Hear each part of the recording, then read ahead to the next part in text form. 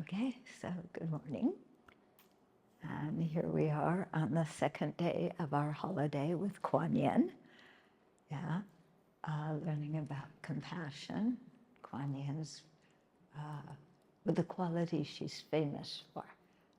But Kuan Yin and all the other Buddhas have the same qualities. So don't see them as individual people who just have one good quality or something like that. Yeah. Some people come to me and say, if I pray to Wetu Buddha, is Kuan Yin going to be jealous? If you're a bodhisattva or a Buddha, you don't have jealousy anymore. Yeah, you don't have an ego anymore. You don't rely on other people to praise you and tell you how wonderful you are in order to feel good about yourself, because you have self-confidence that is based on knowing what your good qualities are. Okay, so quite different from people like us, who we always want people to like us, and if they say something mean or wounded and upset and cry. Yeah. If Kuan Yin cries, it's cries of compassion for other living beings, not cries of self-pity like we have for ourselves. Okay, so yesterday we talked about the 7-point cause and effect method to generate bodhicitta. And this is in many books, so you can learn more about it, especially if there's copies of In Praise of Great Compassion on the book table that has a nice explanation of it. And then the second way to generate bodhicitta, equalizing and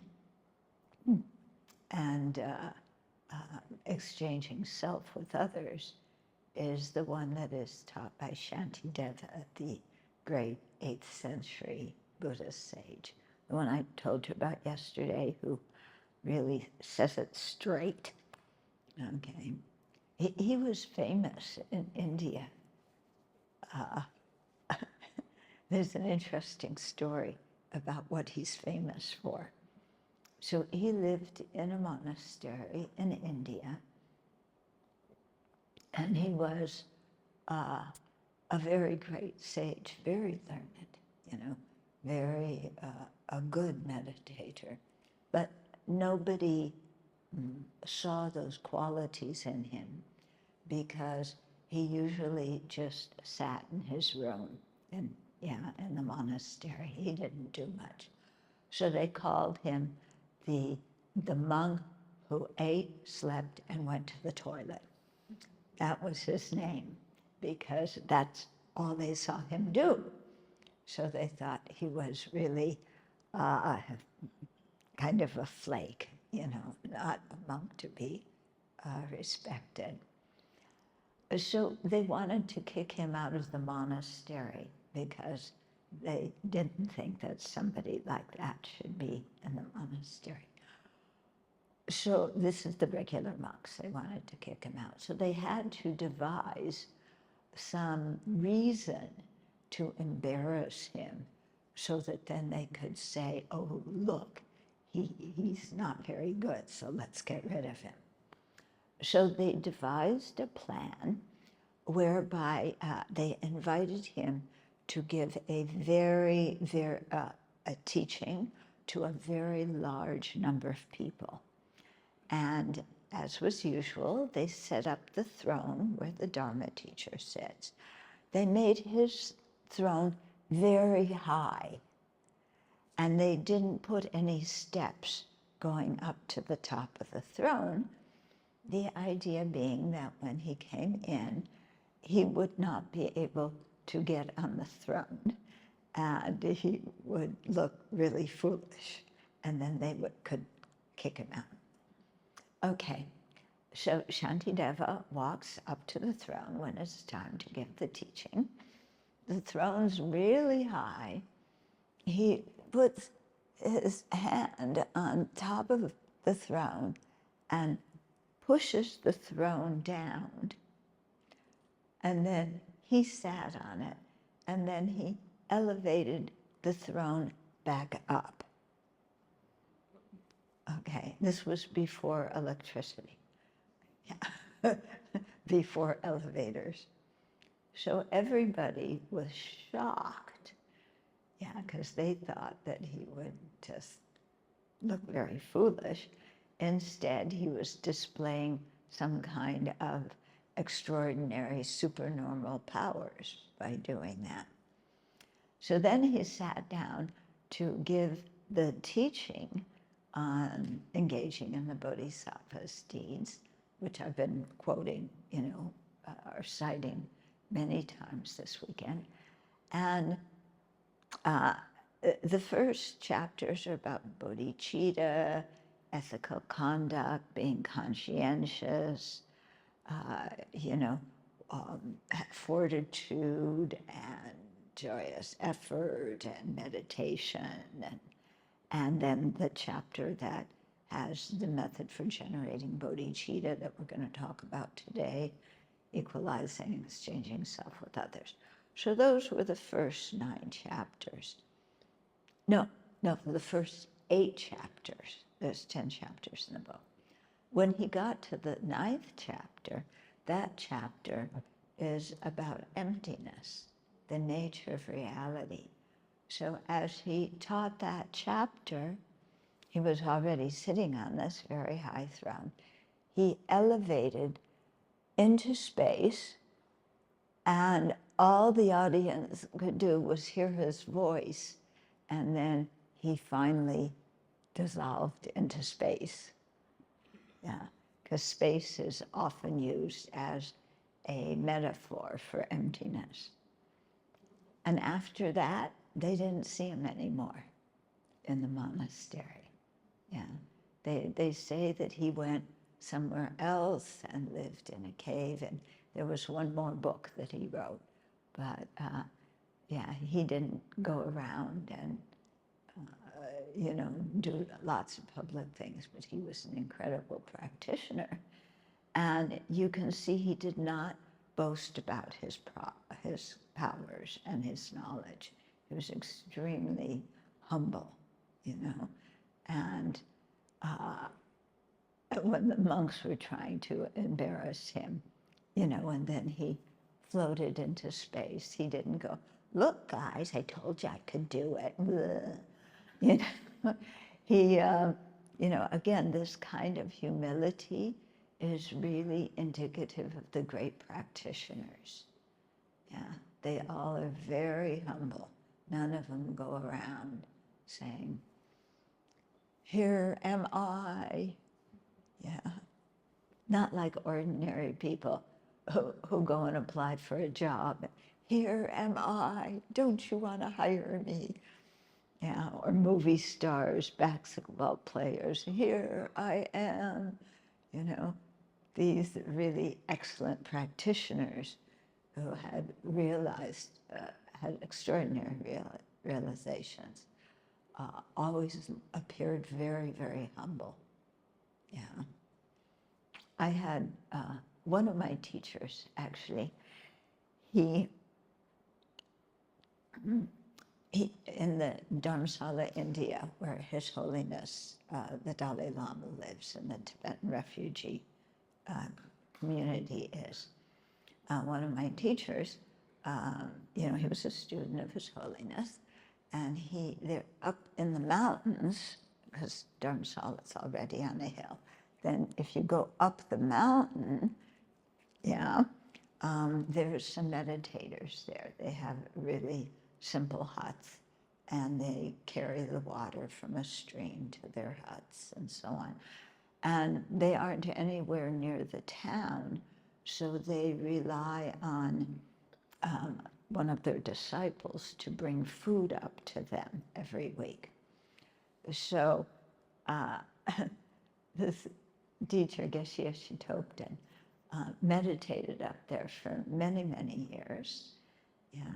And then the Dalai Lama asked him to go to the Dharma Center in Italy. And Geshe-la did not want to go. He wanted to stay and do his meditation. But His Holiness asked him to. His Holiness was Geshe-la's teaching. So he went to Italy, okay? I happened to be in Italy at that Dharma Center at that time, organizing the spiritual program. And the first day Geshe-la came, he had a little villetta, a nice little cottage, and we had china dishes and silverware, so everything very nice, real nice. We all ate off plastic dishes, but he had china dishes and silverware. And then in the meditation hall where he was giving teachings, we made a high throne with steps and, set it all up for him to come and teach. So he went to have lunch, and he was a very, very humble person. When you saw him in Dharamsala, you would never guess that he was a geshe and a realized meditator. He just looked like some old monk with whiskers, a few whiskers, not a beard, just a few whiskers here and there. And his shemdap, our lower robe, was, a little bit high, and his socks fell down, and his shoes were old and scuffed. Yeah. And he would just kind of walk, we have the thing of circumambulating, So he would circumambulate. Nobody noticed him, he just looked like some old monk, okay? So he came to Italy, and, we went to give him lunch, with the china and silverware. And he looked at that and he said, take that away and bring me plastic plates. He made us take the nice china and silverware away. I'm not going to use those. Just bring me plastic plates. Okay. Then he comes in later in the day to teach. And he looks at the high throne that we made, because it's a way to show respect to your teacher. Yeah. So he looks at the throne. He takes the cushion off the throne and puts it on the floor and sits down at the same level as all the students. Yeah. He refused to sit on the fancy decorated throne. Just one cushion on the floor, finito, that's it. Yeah. So again, just somebody showing us by his example that you don't need a lot of rich, expensive things to be happy. You can be happy with very little. Eating on plastic plates, sitting on one cushion on the ground. He didn't like anybody showing extra, respect to him. But, you could see by the way he lived. Yeah, if you are careful and you watch, you learn a lot about how practitioners actually live, because you see them living it. And he was one of those people like that. Yeah, it's very interesting. When he got sick towards the end of his life, and he didn't want to go to the hospital, okay, because in the Tibetan community, the refugee community, they thought hospitals were where you usually went to die. So they didn't want to go to the hospital. But His Holiness told his attendant, take him to the hospital. So he's in the car going down the hill, and he was lying down in the back seat. His head was on his attendant's lap. And he died there before he could get to the hospital, because he was not going to die in the hospital and have lots of people poking him. You know, he knew what he was doing. And so he left the body there. They got to the hospital, turned around, and came back up. Yeah? Okay. So this teaching, you know, on equalizing and exchanging self for others is really quite precious.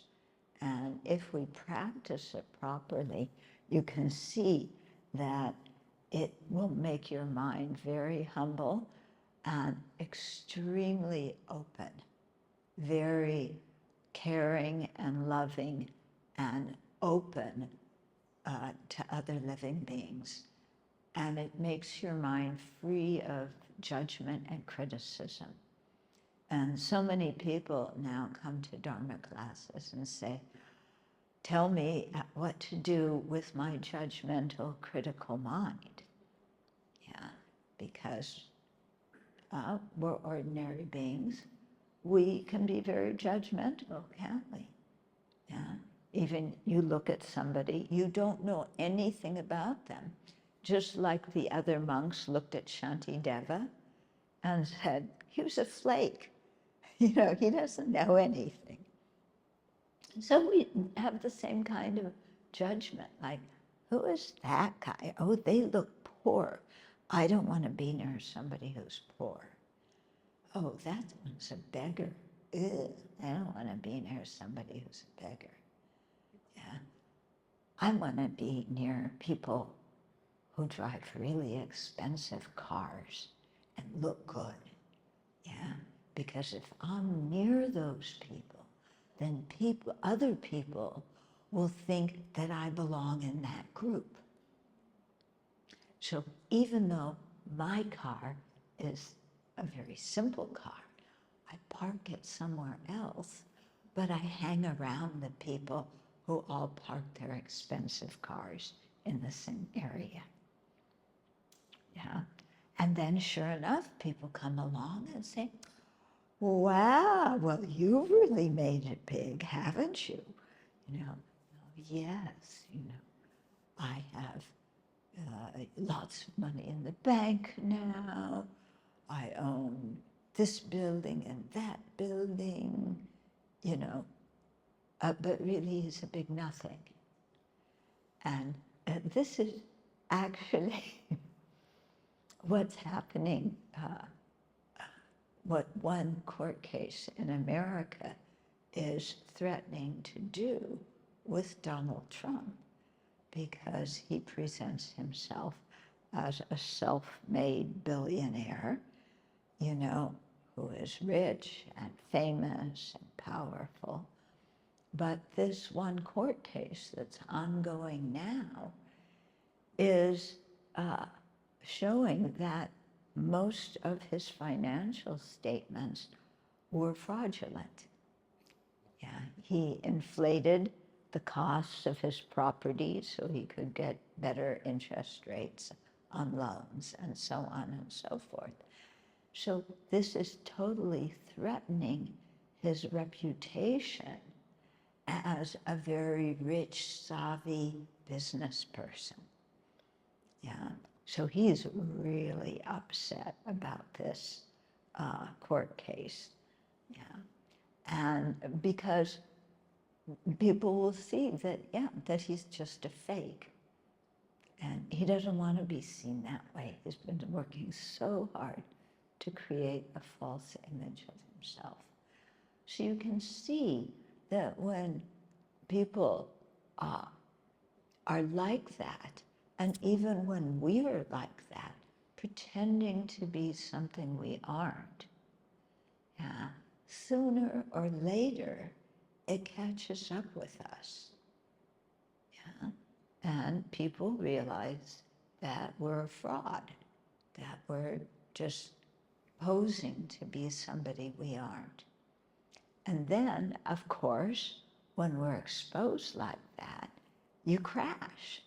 You know, everything that you put yourself up as now crashes. People's opinion of you is not so good. And then you have to really face yourself and acknowledge, you know, I put myself in this situation through cheating other people, through lying to other people. Yeah. And now there's no way I can lie and cheat my way out of a court case. And then feeling quite miserable. Yeah. So it's a big lesson for all of us. You know, if you look at how people live and what happens to them around the world, you learn a lot, you know, about how keeping good ethical conduct gives somebody integrity, yeah, and self-respect, but not keeping good ethical conduct, you know, usually, eventually leads to ruin. Mm-hmm.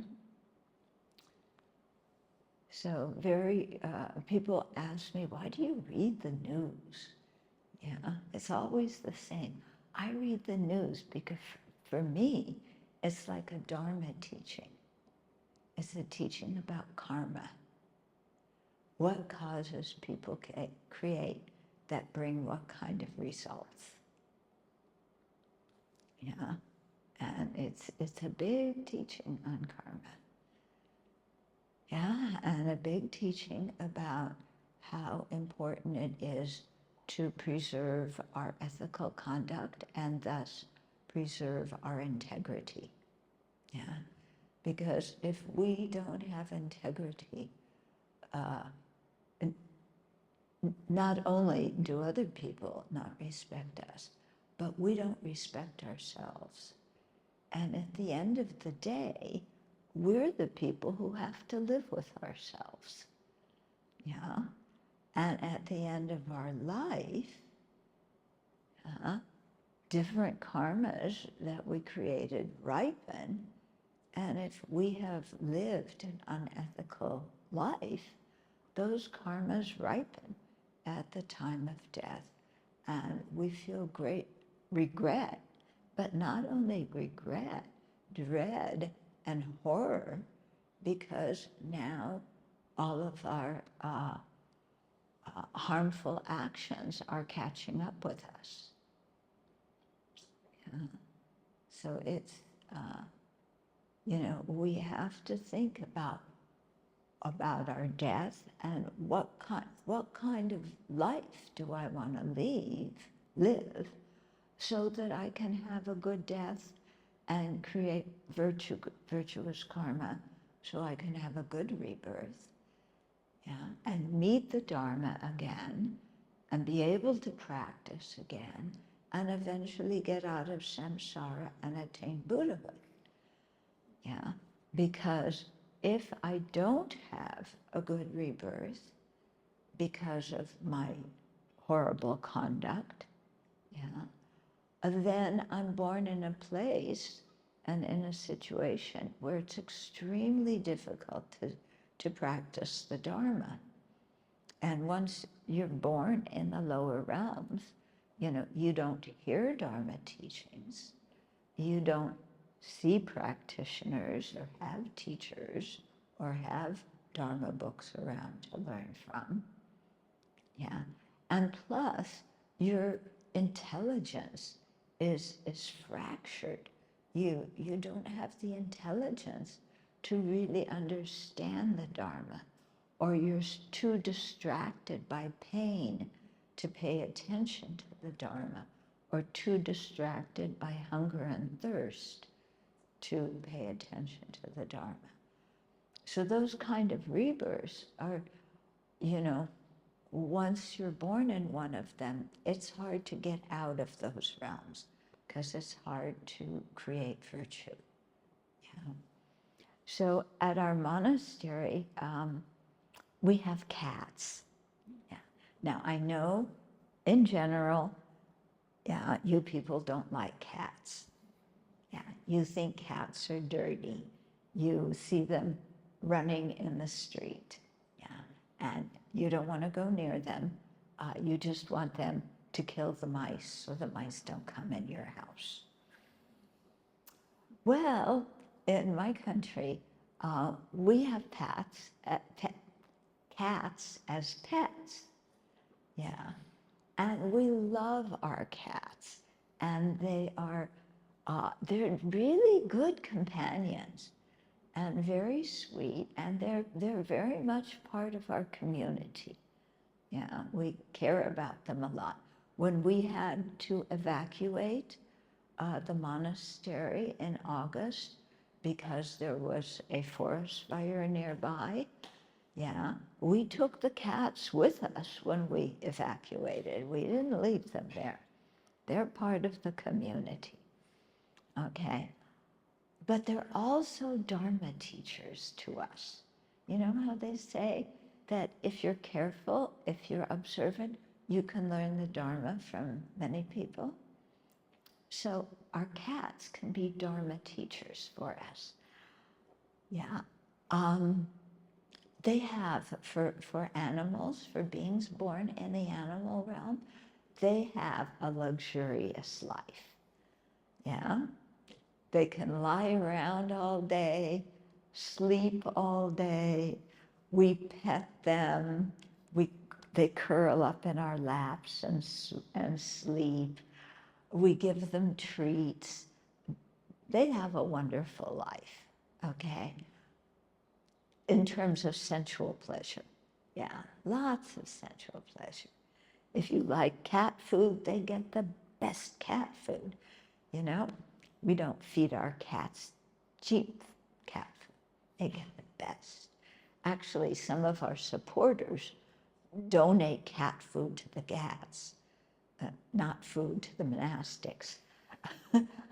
But that other people donate food to the monastics, so we're not jealous of our cats. But the cats are very well treated. Yeah.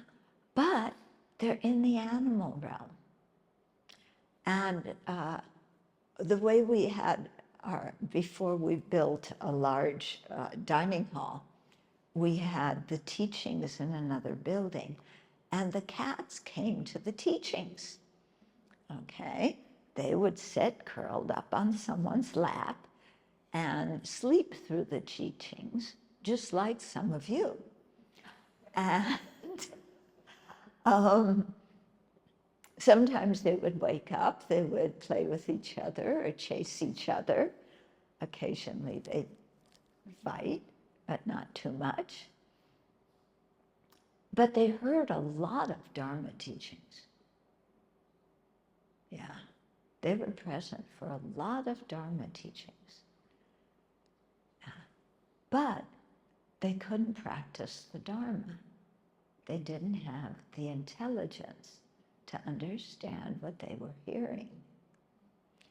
And so repeatedly, because our cats like to go outdoors, but we didn't let them just go and wander because they're cats, they have the instinct, and they want to play with little mice and voles and moles, and in the process they kill a lot of living beings, sometimes just to play with them because they're moving and they're interesting, like that. So we would sit there and tell our cats in very clear English, yeah, do not harm other living beings. They want to live as much as you want to live. Yeah, so they're just like you. They don't want to be harmed. Don't play with them. Don't kill them. Yeah. And we said it out loud to the cats. And they look at us.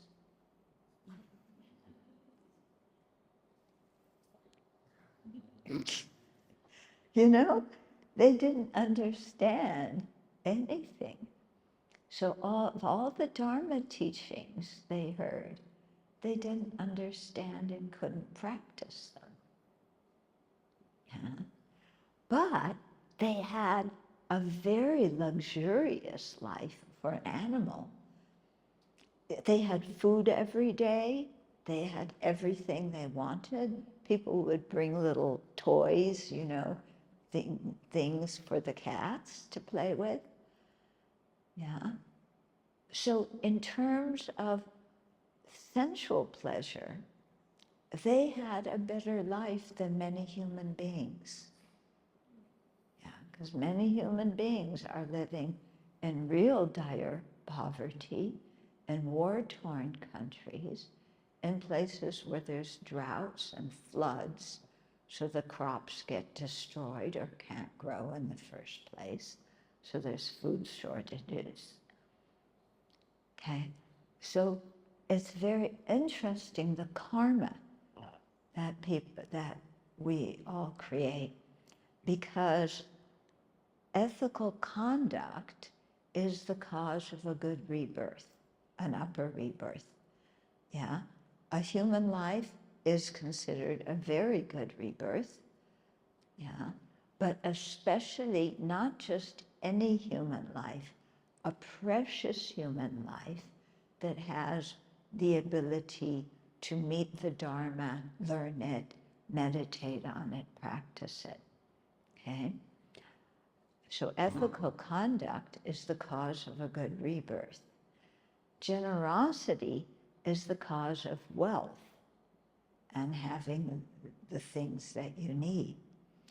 So our cats, obviously, because they live such comfortable lives, in previous lives created a lot of good karma by being generous. They may have done that in previous lives when they were human beings. They were very generous. Yeah, so they experienced that. But they didn't practice good ethical conduct in previous lives. So the karma to be wealthy ripened when they had a lower rebirth, and the lower rebirth was due to the negative karma of not practicing ethical conduct. Okay? Whereas human beings who live in a place where, you know, it's very difficult to get food because of the climate or the social situation, yeah, they created good, the karma of living ethically because they have a human rebirth, but they didn't create the karma from being generous because they live in poverty. Okay? So this is a teaching for us, and we can see it, you know, in terms of where people are born and how they live. It doesn't mean people deserve, you know, the ones who were born as animals deserve that kind of inferior rebirth. It doesn't mean that human beings who are poor deserve to be poor. Yeah, because this whole thing about deserving is the language of reward and punishment. And when you talk about reward and punishment, you're assuming that there is some God who is the ruler of the universe, who sets up the rules and says, if you follow the rules, you get a reward. If you don't follow the rules, you go to hell. Okay? In Buddhism, that whole idea of the universe is, from a Buddhist viewpoint, it's false. Yeah, it does. And when you use logic, yeah, that kind of view of a creator who sends people to heaven and hell doesn't make any sense at all. So the Buddha never accepted that kind of idea. But rather, And the Buddha also didn't make up the rules. He just described through his wisdom, if you create this cause, it brings that result. If you create that cause, it brings that result. He just described things. So the Buddha doesn't send anybody to heaven or hell, okay? The Buddha taught the Dharma so that we would have the knowledge to make our own decisions. How do we want to live? Do we want to live ethically? Because sometimes making good ethical decisions means that we can't have as much money because we're not going to get involved in illegal business pursuits, and we're not going to lie to other people. So maybe we're not going to be super rich. But we created ethical conduct, so we don't have anything to regret at the time we die or even during our life, because we've treated other people well. Yeah, and we don't have so many enemies, again, because we haven't cheated people and trashed them behind their back and so on. So you can see, how karma ripens in that way. When I first ordained, I'll put it this way, sometimes karma will ripen in this life, sometimes it will ripen in future lives. When I first ordained, I was very, very poor. There were no monasteries for Westerners. My teachers were all in India, Nepal. There were no monasteries explicitly for Westerners where we could go and live. We were expected to have our own money and support ourselves.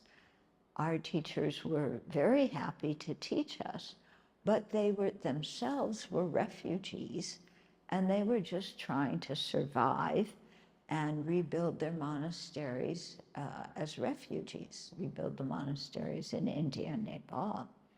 So they didn't have the ability to support us foreigners. Yeah, so I was very poor. Yeah, so I kind of had to ration things. Yeah?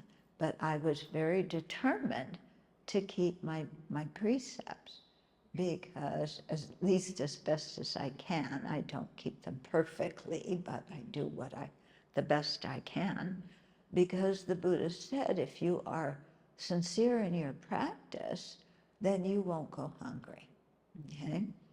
So I believed that, yeah.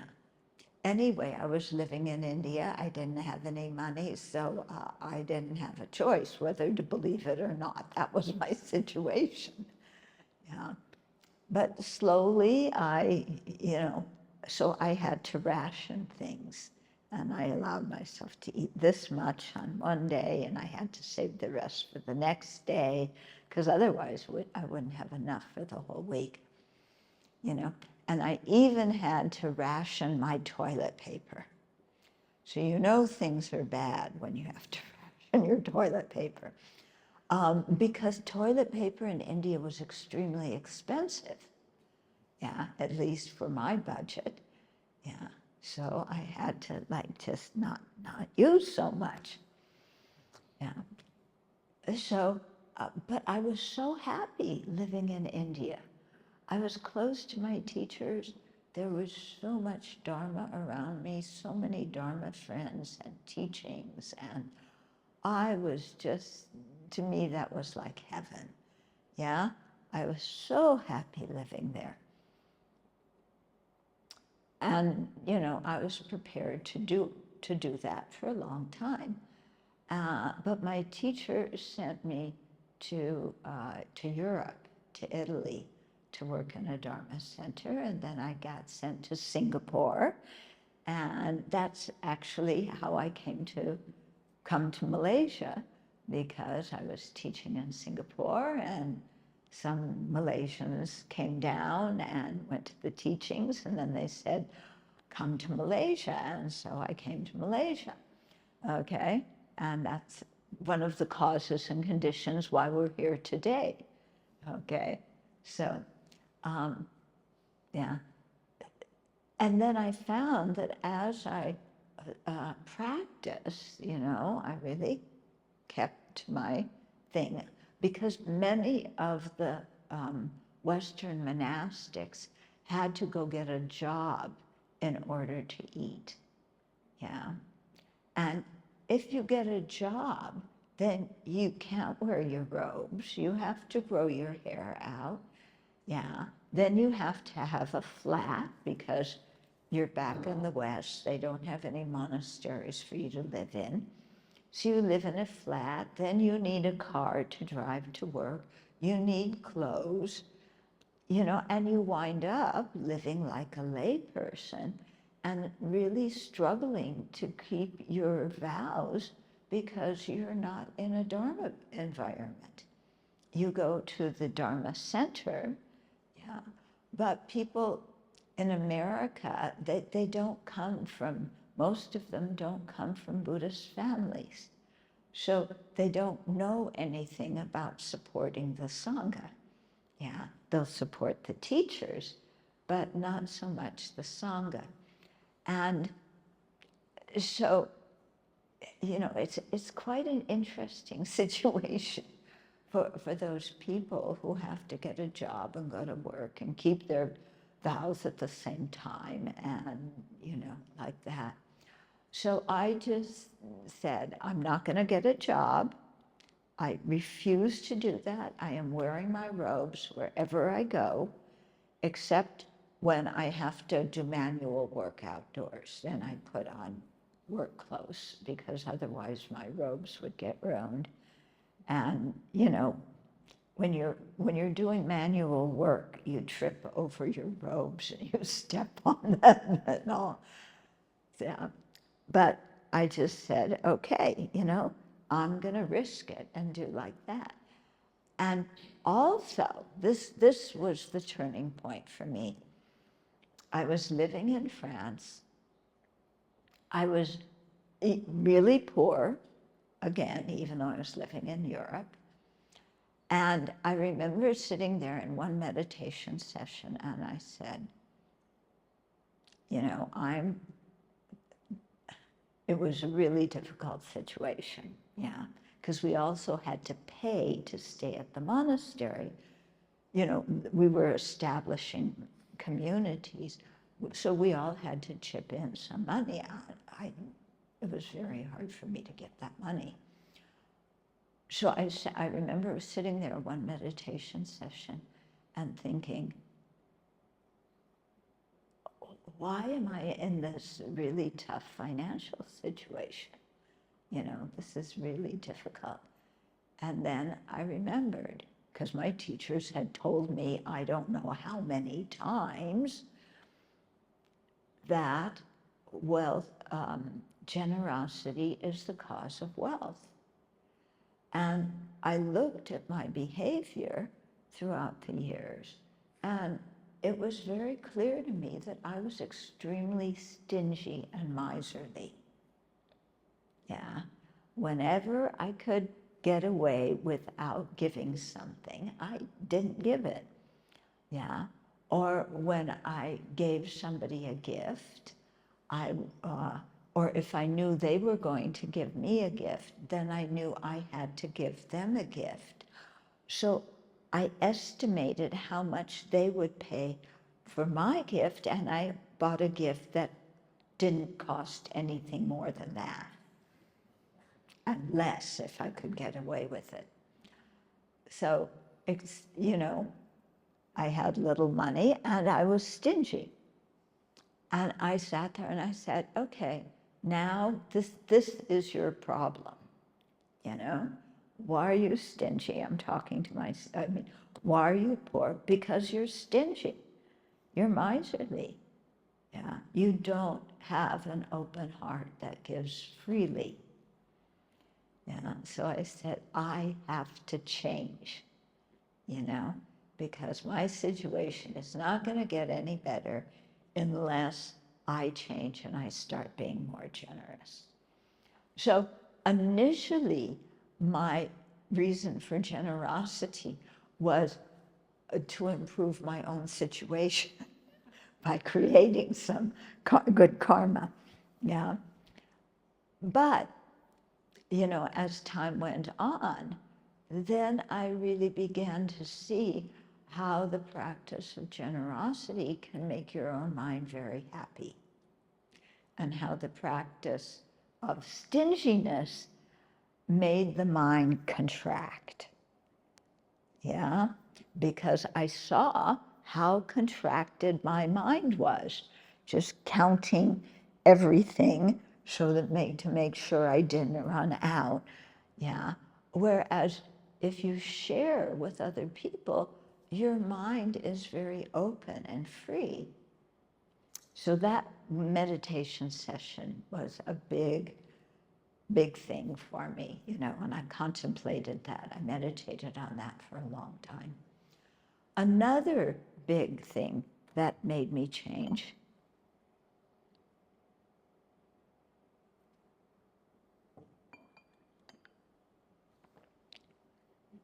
was when I was back in India, and some Tibetan nuns invited me to their hut for tea. So the Tibetan nuns are very, very poor also. Yeah, the monks tend to get a lot of donations, not so much the nuns. So, this is misogyny that we know is in most societies. But these nuns were very poor. They were older. They invited me to their hut for tea. Okay, so their hut is made out of mud bricks, yeah, and this is in an earthquake zone. Mud bricks do not hold up during an earthquake. Yeah, anyway, that's all they could afford. Yeah, it was one room. And then the roof was, they had in India, if you've ever been there, they use something called ghee, that is like a solidified oil, and it comes in big containers like this. So they got the used containers, cut them open, and the containers were metal, and then put the metal on top of the mud bricks to make a roof. Yeah, because they had very heavy monsoon rains. Yeah. So there they were, living in their little hut like this. The floor was dirt. It was a dirt floor. Okay? So they start boiling the water for tea. They have a kerosene stove. Yeah. So they use kerosene. It is not healthy at all to breathe kerosene. Yeah. But they used burnt kerosene, yeah. So they had a kerosene stove, very small one aluminum pot. It is not healthy to cook in aluminum. But this is what they had. Okay, so they made tea, and then they took out a tin with something called kapse in it. Now, kapse is like, what is it like? It is, I haven't tasted anything here that is like kapse. It's like dough that's been fried, and it has some sugar on it. So it's really nice, and the Tibetans make it for New Year's. So it's a special thing for New Year's, yeah? So everybody makes kapse, then they all put it in a tin and eat it slowly during afterwards, They don't eat all their kapse at once because you want to save it. So they pull out their tin of kapse, which I knew, was a very special thing for me. And they shared it with me. So we had tea and kapse. And they had nothing, yeah, but they had such a generous spirit. I was sitting there, they kept pouring one cup after another of tea, giving me one kapse after another. They just had that generous spirit, even though they were poor. And that made a very big impression on me too, that, wow, when I'm stingy, I'm not happy. My mind is contracted.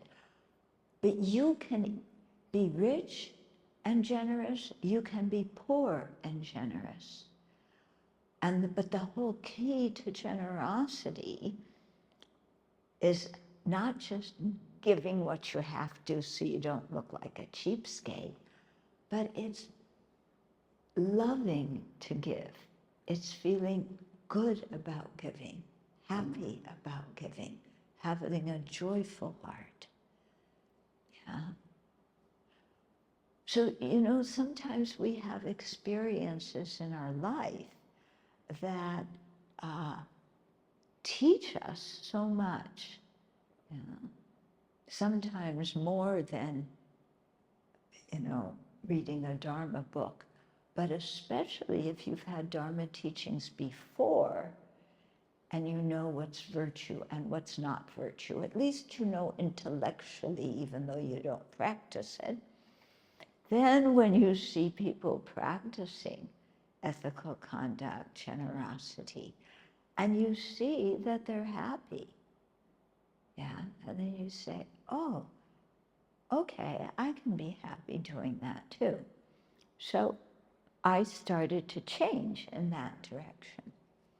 Now I come here to Butterworth, sit down for lunch yesterday, huge plate of rice, so many dishes to eat. We couldn't even finish all the dishes that people had, that they offered.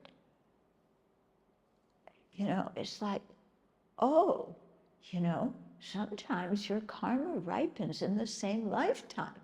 You change and you start to be more generous, and then you have a big lunch. That didn't come out of nowhere, Yeah. So, when we offer the food at the beginning, at the end of the morning session, the first line is, I never can remember things I have memorized. I contemplate all the causes and conditions and the kindness of others by which I have received this food.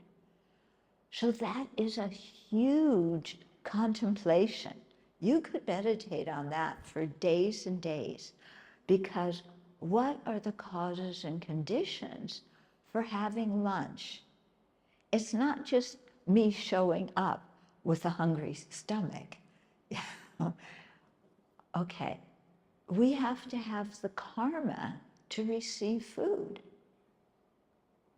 Yeah, we have to have that karma, and that karma comes from generosity.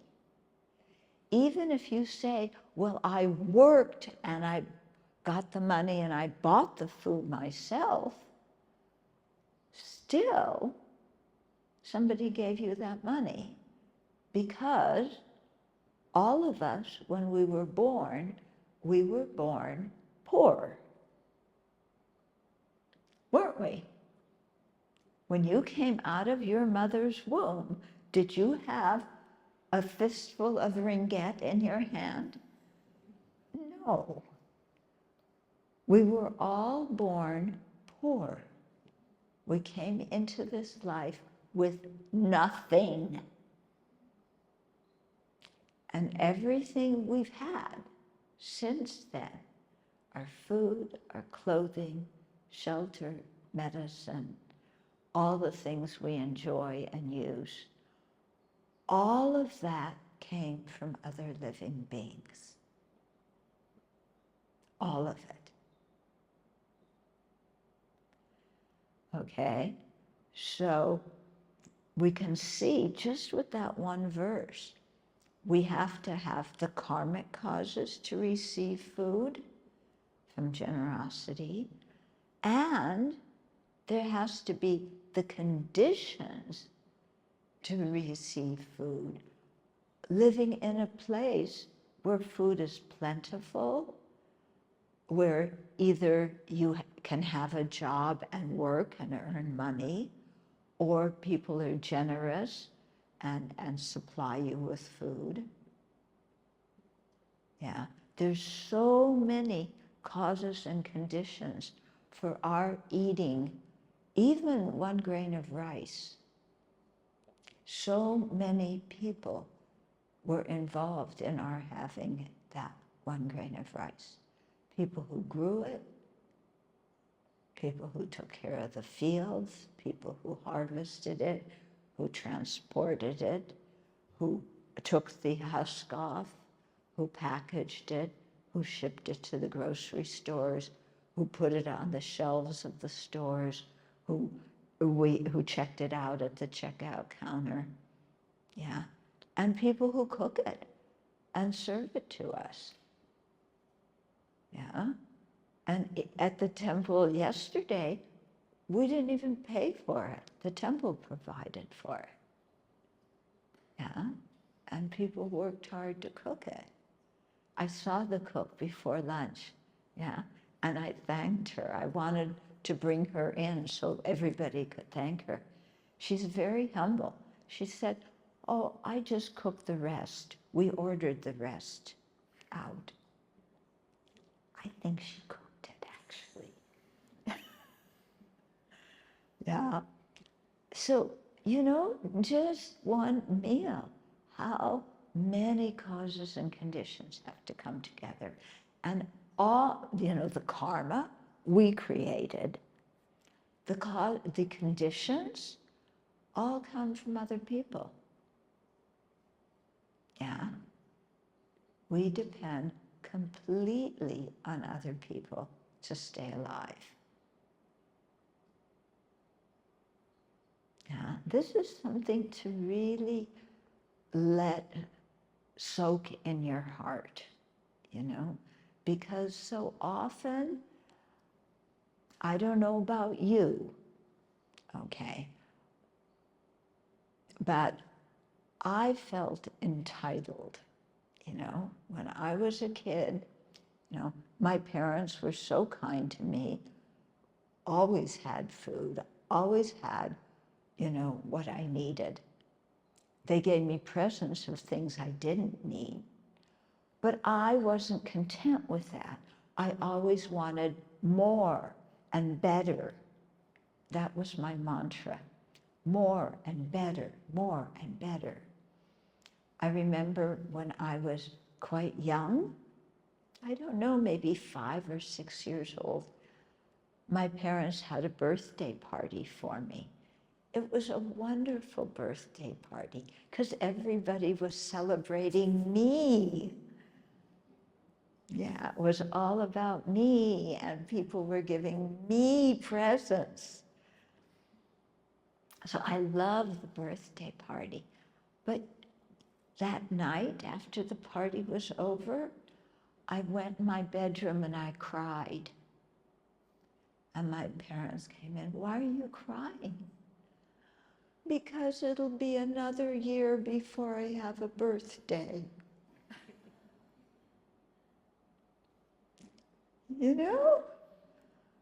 I just had this wonderful birthday party, and then I'm crying because I have to wait a whole year to again have people give me so many presents and tell me how wonderful I am and have a party for me. Okay, this is the kind of kid my parents had to deal with. Yeah. But the good thing was, when I got older, I started becoming more aware of the world and how other people in the world lived. Yeah, I was always quite interested in, in other countries and how people lived and what society was like and all. And I began to realize that that life was not fair. Okay. When I was little, I thought it wasn't fair because I couldn't get everything I wanted, even though I had so much. When I got to be older and I learned about other countries, I realized that things are not fair because I had more than other people. And I could look around and see pictures in magazines of kids my age, who some of them couldn't get an education, some of them were in schools, with a dirt floor and desks that were cobbled together somehow, and old books. I began to see other children not have the toys that I had, but just playing with sticks and stones and whatever they found around. And I began to see, wow, this world is not fair. Because what did I do to have more than them? I did absolutely nothing. I was a kid, And some of these kids even had to go to work and couldn't get an education. Yet why did I have more? It's not fair. This was before I knew anything about the Dharma, before I knew anything about karma. Yeah. Wow. I have more than others, and I didn't do anything to deserve it. So that also, learning about the rest of the world really changed my mind too. Yeah. And I still complain a lot. Yeah, I'm working on that one. But it's a little bit easier to share now. And maybe I'm not quite as demanding of having more and better, more and better. And this is what, when you ordain, the precepts, your vows, train you to be more content with what you have. Yeah. So I wear the same clothes every day. When my niece was 7 years old, even at 7 years old, she had never seen other people wear the same clothes every day. Yeah, you always put on clean clothes every day. And here's her aunt, she didn't know what a Buddhist was or anything, or what a nun was. She just said, why do you wear the same clothes every day? Kind of like, you're not supposed to be like that. But this is the benefit you get from taking monastic precepts, is they help you live a simpler life. Yeah, I can't put on some kind of gorgeous robe, and wear earrings and this and that, and have my hair all, whatever. So you get used to just living a simple life. And actually, for me, that feels much fairer. Yeah, I feel like I'm not using more than my share of the world's resources. I'm not dressing better than anybody else. They don't even make my clothes at the department stores. Yeah, you have to make them yourself. Oh. Yeah. I'm waiting for them on the cover of Vogue magazine, to put none. nuns, then everybody will want to wear this robe, but for the wrong reason. They'll want to wear it because it's fashionable. Yeah, but it's not fashionable. Okay. So I don't know how I started talking about that, but it actually leads into talking about equalizing and exchanging self and others.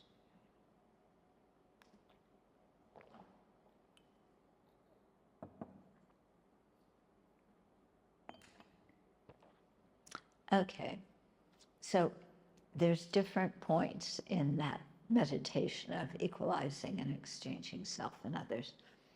First, you equalize yourself and others, okay? Then you see the disadvantages of self-centeredness. Then you see the advantages of cherishing others. Then the next point is exchanging self and others. And the point after that is called taking and giving, or Tonglen in Tibetan. And it's a meditation in which you imagine taking others' suffering on yourself and giving your happiness to them. And then from that, you generate bodhicitta. Okay?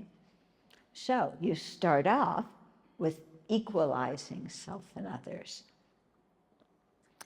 So there's different points in that meditation. And I'll go through them briefly, not with all the details. But the first point is everybody wants to be happy and nobody wants to suffer. Yeah? We all know that intellectually, don't we? Yeah, it's obvious intellectually. But do we feel that here, that everybody wants to be happy and nobody wants to suffer? Yeah, I think we feel our friends and family want to be happy and don't want to suffer. But people we don't like, they don't have that same kind of need, and they don't deserve happiness. The people I like, the people I approve of, should have happiness in its causes. Yeah? The people I don't like, that I don't approve of, maybe a little bit of suffering would help them. I don't know how, but, they created the cause. Poof. Okay? And then so we know everybody wants happiness, not suffering, but we don't really live like we feel that. Yeah? And we instead favor some people and disfavor other people. So, when there are poor people in the world, we will help some of them, but others of them we don't want to help. Yeah, the poor people who look better, who don't look quite so poor, will help. But the ones who are beggars in the street, no, that's too much. We don't want to help. Okay, but we have to ask ourselves, why do I want to help some and not others? Yeah. Why, when there's people who are sick, do I want some to have medicine, but I don't care about others? Yeah. What's a good reason for justifying that? And when we look to justify our behavior of favoring some people and disfavoring others, we can't really come up with a good reason. We try to come up with good reasons. Well, those people don't work, they don't contribute to society, so they don't deserve to have food. But what about if they grew up poor, they didn't have an education, so they can't get a good job that pays a lot, so that's why they're poor. Do they still not deserve to eat? You know, how can we say that? An empty stomach is an empty stomach. It doesn't matter whose it is. Yeah? Everybody wants to eat. A sick body is a sick body. It doesn't matter whether you're rich or poor or important or not. You're sick. You want to get well. Okay. So the first point in this is challenging us to treat everybody equally. Yeah. Now, some people misunderstand that and say, well, does that mean that if I know somebody who's dishonest and is a thief, but he needs a place to sleep, that I invite him into my house? Yeah. Does that mean if I know somebody molests children, that I should invite them into my house to take care of, to babysit my kids? No, it doesn't mean that, okay? It means in our heart, we know everybody equally wants food, everybody equally wants medicine, and needs medicine and needs food, okay? But we still relate to people more or less by social convention. So we usually don't invite strangers into our house, okay? But if you get to know a stranger, yeah, and they become an acquaintance, somebody you know, then you feel more comfortable doing it, okay? So we still, you know, have regular social conventions. Yeah? We don't just give them away. You treat your siblings like siblings. You treat your boss like a boss. You don't treat your siblings like you treat your boss. Yeah? And you don't treat your boss like you treat your siblings. Yeah. Because if you did, your boss might fire you, because you're a little kid and you fight with your siblings. Okay?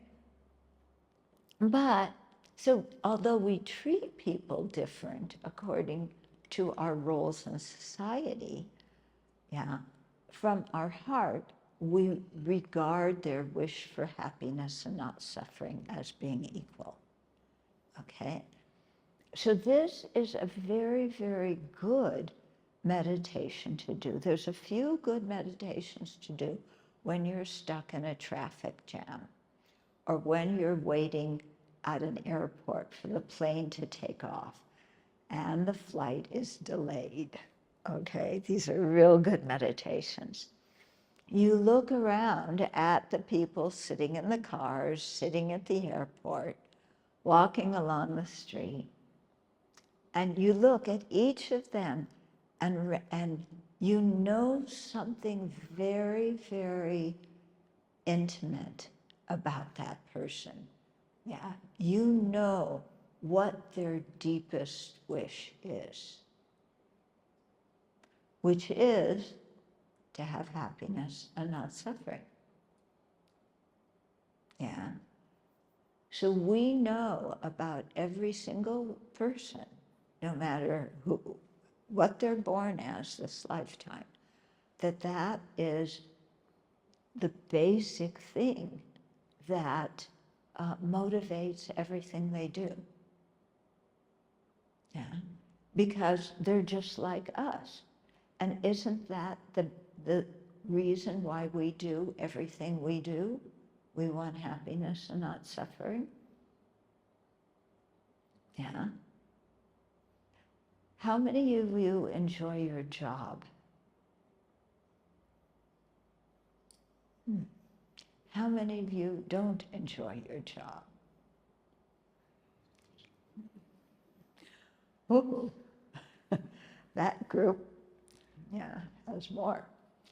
But you don't enjoy your job, but you get up and go to it, don't you? Why do you go to work if you don't enjoy it?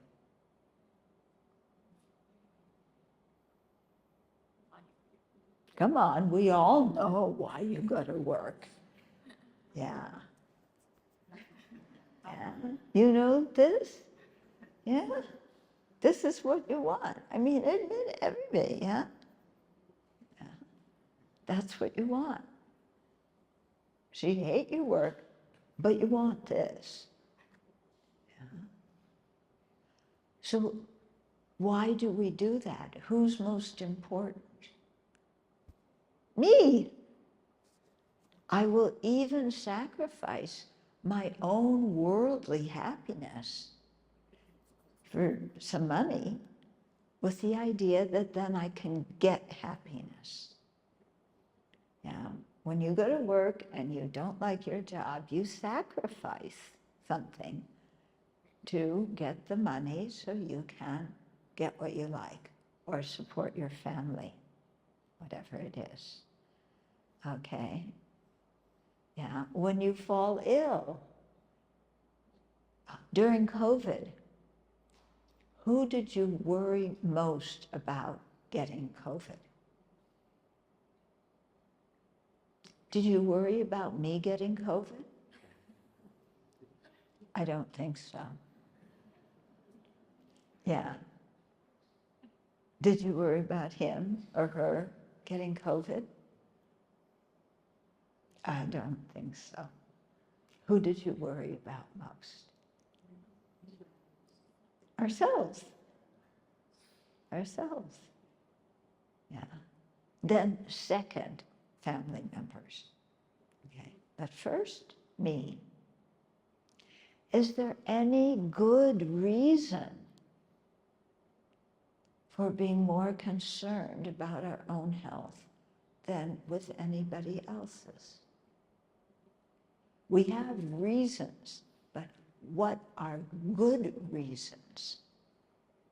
In the light of everybody equally wanting happiness and not suffering, what are good reasons to cherish ourselves more than others? Yeah.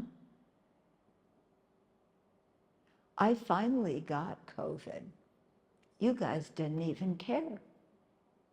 You didn't even know. You didn't send me get well cards. You didn't worry about me. Yeah.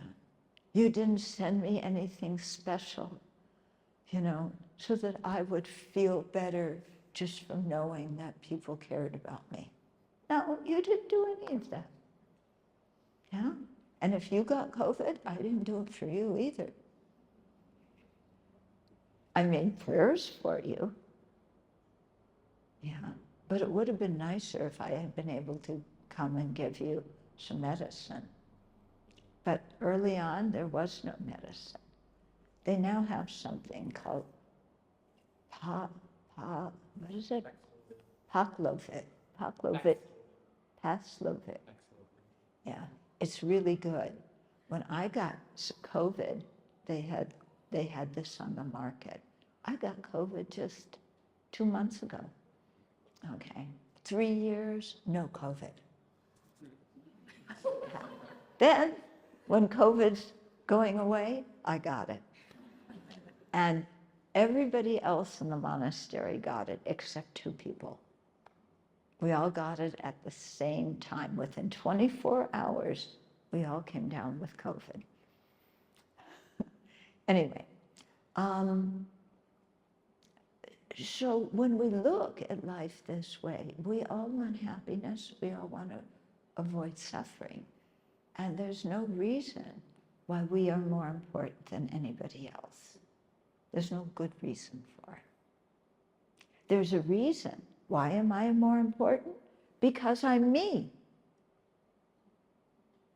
How is that a good reason? Everybody thinks I'm me, therefore I'm more important. Yeah. It's a reason, but it's not a good reason. I'm me, therefore I deserve everything good and nothing bad, and the world owes it to me. Really?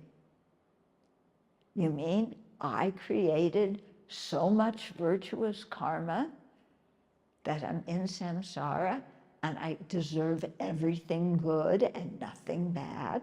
Really? I don't think so. Okay. So the first point is, there's no real reason to discriminate between ourselves and others, saying some people are more important than other people are. Okay. The next big point is that everybody's been kind to us. So not only are we all equal in that way, but also everybody has been kind to us. Okay, so we start this one looking at our friends and our family. Or some people look at their family first and their friends kind of come in second. We discovered yesterday. Anyway, I put them in the same category. Yeah, and we talked yesterday about how our family brought us up, how they taught us to speak, how they made sure we learned at school and did our homework. They taught us, one of the big things our family taught us that's very important, is they potty trained us. Yeah, that was a big kindness to the world. Yeah, that our parents potty trained us. Imagine if we weren't potty trained. Do you use that expression in Malaysia, potty trained? You know what it means? Nobody's saying anything. Okay, so I'll assume you know what it means. Yeah, they taught us everything. How to keep our body clean, how to wash our clothes, how to add, how to buy things at the grocery store. Then as we grew older, they taught us sports. They taught us music. We all like to sing. How many of you like to sing? Yeah, a few of you. Yeah, it's nice. I like doing chanting, the chanting is very nice. Okay, they taught us singing, they taught us art, they taught us all sorts of things.